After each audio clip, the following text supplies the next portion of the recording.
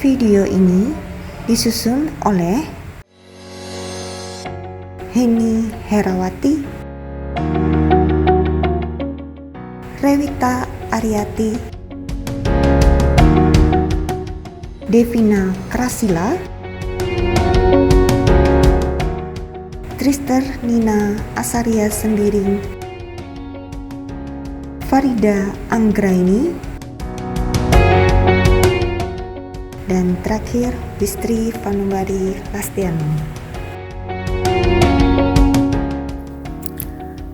Lelah, melelahkan, kelelahan, atau terlelah. Banyak arti kata lelah yang sudah dimasukkan dengan kata sisipan. Ya, tak sedikit yang dirasakan bagi para pegawai, baik WFO atau WFH dalam bekerja di musim pandemi COVID-19 ini. Dan ergonomi ini yang harus dicoba di kalangan para pegawai untuk mengurangi kelelahan tersebut. Mengapa perlu ergonomi? Selama pandemi ini, adanya aturan untuk bekerja dari rumah, beban tugas pekerjaan dari kantor meningkat, dan mengikuti pertemuan-pertemuan secara online seperti Zoom Meeting, Google Meet, dan lain-lain. Apa itu ergonomi? Ergonomi berasal dari bahasa Yunani, yaitu ergon berarti kerja, dan nomo berarti peraturan atau hukum. Ergonomi itu sendiri adalah ilmu yang mempelajari mengenai sifat dan keterbatasan manusia yang digunakan untuk merancang sistem kerja, tata cara, peralatan, proses, dan lingkungan kerja sehingga aman, nyaman, efisien, dan lebih produktif.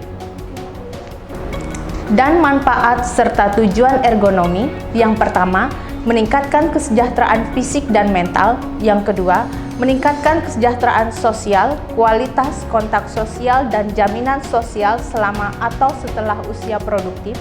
Yang ketiga, meningkatkan keseimbangan rasional dalam berbagai aspek. Yang keempat, membentuk kerja efektif, aman, sehat, nyaman, dan efisien. Yang kelima, meningkatkan produktivitas kerja dan menghindari kerja dari resiko.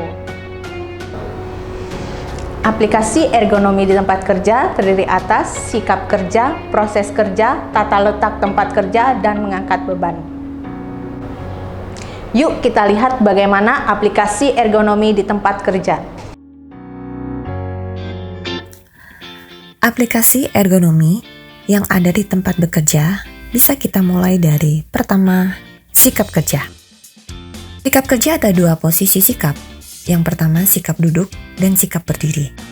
Posisi sikap duduk yang sebelah kanan dan sebelah kiri sudah terlihat jelas berbeda. Dalam sikap duduk di sebelah kiri, posisi duduk terlalu membungkuk. Jarak pandang yang terlalu dekat. Cara menggunakan mouse atau keyboard yang salah. Posisi duduk dengan kaki menggantung. Dan kita coba lihat sikap duduk yang di sebelah kanan dengan aturan ergonomi. Posisi duduk tidak membungkuk. Punggung terlihat tegak. Dan upayakan senyaman mungkin posisi duduk tersebut dan beri jeda untuk istirahat jika terasa penat. Jarak pandang mata sejajar pada monitor dengan jarak 40-75 cm. Sudut kemiringan monitor 10-20 derajat. Hal ini dilakukan agar cahaya pada monitor tidak mengganggu pandangan mata. Penggunaan mouse harus sejajar dengan lengan dan lengan bersandar pada alas meja. Penggunaan keyboard dengan meletakkan pergelangan tangan dan jari segaris dengan lengan bawah supaya terasa rileks pada otot dan tendon. Upayakan juga posisi kaki saat duduk itu tidak menggantung. Jika tinggi badan terlalu pendek dengan posisi meja, dapat menggunakan penyangga alas kaki. Hindari juga posisi yang sama selama 20-30 menit dan istirahatkan lengan dan jaga bahu, pinggang, dan punggung agar tetap rileks. Dan sekarang, kita akan mengaplikasikan sikap berdiri. Ini boleh sesekali kita lakukan dengan melakukan peregangan. Gerakan pertama, 10-20 detik dilakukan selama 2 kali dengan posisi lengan kiri dan kanan disatukan sejajar dengan pandangan mata. Dan posisi punggung tegak ini dilakukan saat sikap duduk. Gerakan kedua, 10-15 detik dengan posisi menyatukan 2 lengan ditarik ke atas sejajar dengan posisi kepala atas.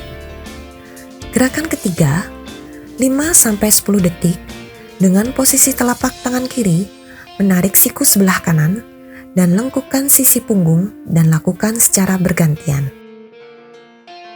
Gerakan keempat, 15-20 detik lakukan kembali seperti gerakan kedua dengan posisi menyatukan 2 lengan ditarik ke atas sejajar dengan posisi kepala ke atas. Dan tadi kita sudah mengaplikasikan ergonomi dalam menentukan sikap kerja kita. Dalam aplikasi ergonomi, selain sikap kerja, kita juga harus tentukan bagaimana proses kerja. Para pekerja dapat menjangkau peralatan kerja sesuai dengan posisi waktu bekerja dan sesuai dengan ukuran antropometrinya. Antropometri setiap pekerja itu berbeda-beda. Upayakan adanya kesesuaian dengan perangkat kerja karena akan berpengaruh pada sikap kerja, tingkat kelelahan, kemampuan kerja, dan produktivitas kerja. Selain sikap kerja, proses kerja, kita juga harus menentukan tata letak tempat kerja.